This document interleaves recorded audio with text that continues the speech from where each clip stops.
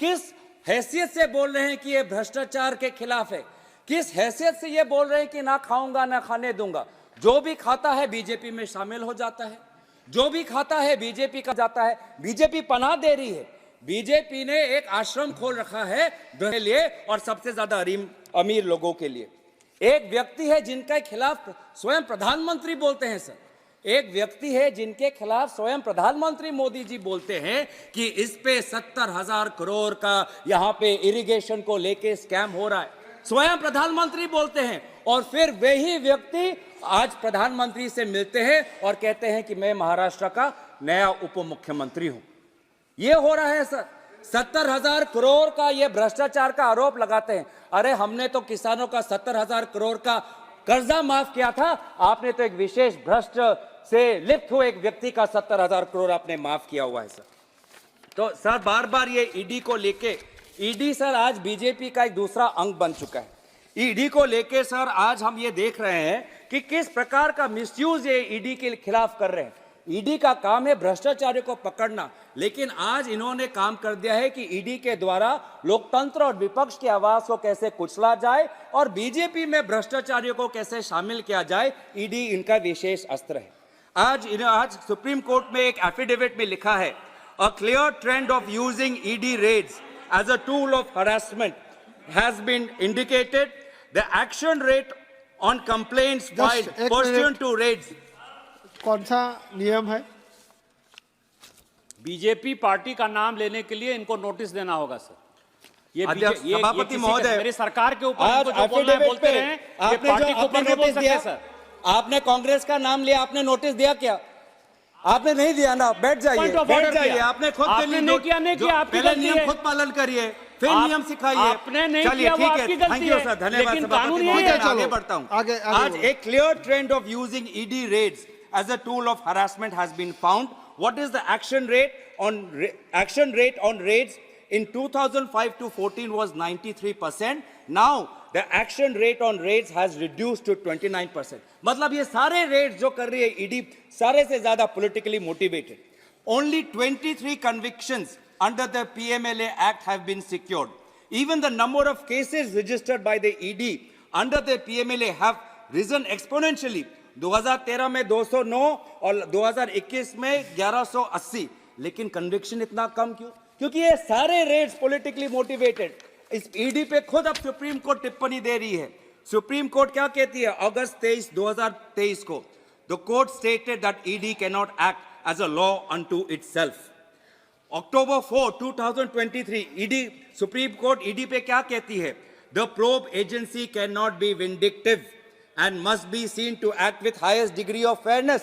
Sir ये मैं नहीं कर रहा, कोर्ट कह रही है ईडी पे, और ये बोलते हैं कि ये भ्रष्टाचारी के खिलाफ है। सर ये अगर ईडी का काम करते, ईडी को काम करने देते, तो जो भी लोग आज विदेश में फरार हो चुके उनको आज ये पकड़ते। सर विदेश में लगभग ऐसे 31 लोग हैं सर, 31 ऐसे लोग हैं जिन्हें 40,000 का कर्ज, 40,000 का कर्ज है, आज उनको ईडी पकड़ नहीं रही। उसमें से कौन है? उसमें से पहले हैं हमारे नीरव मोदी जी। नीरव मोदी जी पे नीरव मोदी 12,000 करोड़ का फ्रॉड है, उनको ईडी नहीं पकड़ रही।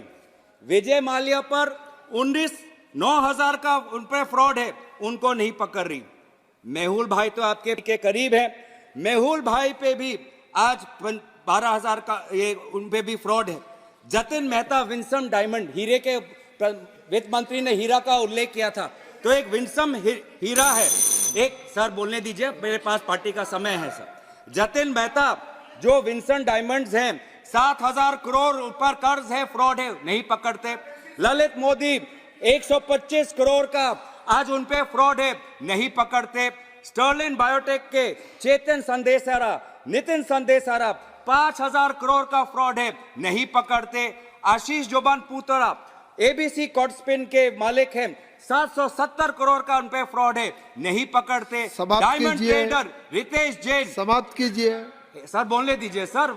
आज इन्होंने जो काला वाइट श्वेत पेपर निकाला है, उसके खिलाफ जो हमने काला पेपर निकाला है उसके थोड़ा विवरण करने दीजिए। सत्ता पक्ष को डरने की जरूरत नहीं है। नीलेश परीख गणेश ज्वेलरी 2022 करोड़ पर का फ्रॉड है, उसको आज नहीं पकड़ते। तो ये है बीजेपी सर। जितने भी अमीर है जिन्होंने भ्रष्टाचारी किया हुआ है, जाओ विदेश जाओ। अगर मोदी जी इतने बड़े विश्वगुरु हैं, आज मोदी जी अगर इतने बड़े दुनिया में उनकी ताकत है, तो ये विदेश में छुपे हुए लोगों को वापस क्यों नहीं लाते? इन वापस क्यों नहीं ला सकते सर? मुझे और 5 मिनट दीजिए। 5 मिनट नहीं होगा सर, आप क्यों कैसे आवाज बंद? हमारे पार्टी का समय है, आप हमारे पार्टी पे हम पे छोड़ दीजिए सर। अगर मोदी जी इतने बड़े विश्वगुरु हैं, तो ये जो बाहर जो लोग हैं जिन्होंने 40,000 करोड़ लूटा हुआ है, उसको क्यों नहीं ला सकते? अडानी को लेकर सर अब मैं बोल दूंगा, मुझे 5 मिनट दीजिए।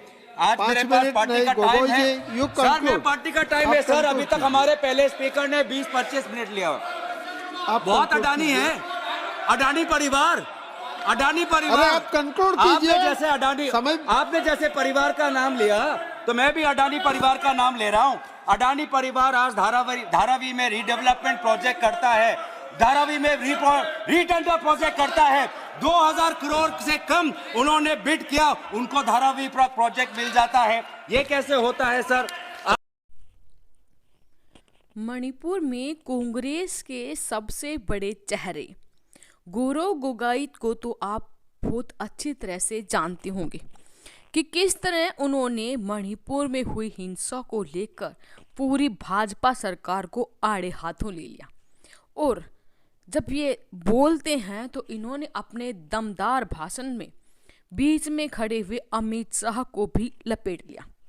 इन्होंने कहा कि आप भाजपाई लोग वॉशिंग मशीन हैं। जी हाँ दोस्तों, बीजेपी एक वॉशिंग मशीन है। उन्होंने कहा बीजेपी उन लोगों पर आरोप लगाती है, फिर वहीं पार्टी छोड़कर जाते हैं। दोहरी नीति चल रही है। न खाऊंगा न खाने दूंगा का खोखला वादा चल रहा है। मेरी तो संवेदना बीजेपी के पुराने नेताओं और कार्यकर्ताओं के प्रति है, जिन्होंने इतने साल इन्हीं नेताओं के खिलाफ संघर्ष और आंदोलन किया। आज वही नेता उनकी पार्टी में शामिल होकर दबदबा बना रहे हैं। मैं 100% श्योर हूं कि जब इन लोगों को मलाई खाने को नहीं मिलेगी, तो ये वही नेता होंगे जो सबसे पहले इस सरकार को छोड़कर चले जाएंगे। मणिपुर में हुई हिंसा हो, शिक्षकों का मुद्दा हो, छात्रों का मुद्दा हो, बेरोजगारी का मुद्दा हो, महंगाई का मुद्दा हो, या फिर यहाँ पर सीबीआई ईडी के जरिए भ्रष्टाचार का मुद्दा हो, हर मुद्दे पर मोदी सरकार को घेरते हुए गौरव गोगोई ने पूरे सदन में तहलका मचा दिया। गौरव गोगोई इसलिए ही नेता नहीं उपनेता बने हैं क्योंकि उनकी बातों में दम होता है, उनके तथ्यों में दम होता है। आपने इनके भाषण को बड़े गौर से सुना होगा। उन्होंने कहा विपक्षी दलों के साथ समाज के हर वर्ग को, चाहे वो स्टूडेंट हो, टीचर हो या फिर समाज सेवा से जुड़ा कोई भी व्यक्ति हो, उन सभी पर हम कोशिश कर रहे हैं कि नफरत के बाजार में मोहब्बत की दुकान खोलें। उन्होंने कहा कि आज बीजेपी जो कर रही है वो भ्रष्टाचार से कम नहीं है। ईडी, सीबीआई का दुरुपयोग किया जा रहा है। और यहाँ पर कहा इनका जुमला जो है वो कोई आम जुमला नहीं है। 400 पार के दावे को मैं उसी कैटेगरी में रखता हूँ जैसे कि 15 लाख रुपए सभी के अकाउंट में आने की बात थी। उसी नज़र से देखता हूँ जैसे 2 करोड़ नौकरी देने की बात थी, नोटबंदी से कालाधन वापस आने की बात थी। ये सारे के सारे जुमले हैं। साफ है हम विकास की बात करेंगे, महिला सुरक्षा की बात करेंगे, आशा वर्कर, आंगनबाड़ी वर्कर्स की बात करेंगे। उत्तर, दक्षिण, पूर्व, पश्चिम में आपसी भाईचारे का माहौल और छोटे मध्यम वर्ग के लिए जीएसटी सरल हो। शिक्षित होकर भी जो लोग बेरोजगार हैं उन्हें हर साल 1 लाख का मुआवजा मिले। आरोप उन्होंने लगाया है कि बीजेपी में ऐसे चरित्रहीन नेता शामिल हैं जिनकी डूबती नैया को बीजेपी ने पार लगाया है। बीजेपी जब वो नेता बीजेपी में नहीं थे उनके खिलाफ आरोप लगाती थी, और जैसे ही वो बीजेपी में शामिल हो जाते हैं तो बीजेपी उनके सारे दाग धो देती है। तो ये एक वॉशिंग मशीन की तरह काम करती है।